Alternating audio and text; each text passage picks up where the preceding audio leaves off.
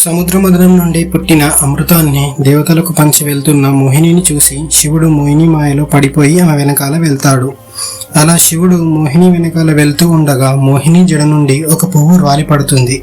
ఆ పువ్వును తీసుకొని దాని వాసన చూసిన శివునికి విష్ణుమాయ వేడిపోయి మోహిని ముందు భాగం శ్రీ మహావిష్ణుగాను వెనక భాగం మోహినిగాను కనిపిస్తుంది.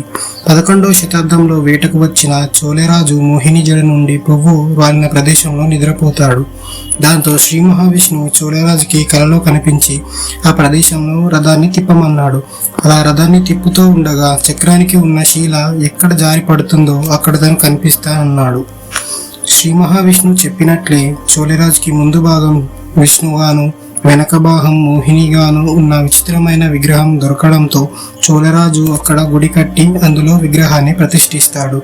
మోహిని జడ నుండి పువ్వు రాలిన ఆ ప్రదేశమే ఒకప్పటి తూర్పు గోదావరి జిల్లాలో ఉండే వ్యాలీ. మీలో ఎంతమందికి ఈ గుడి గురించి తెలుసో కామెంట్ చేయండి.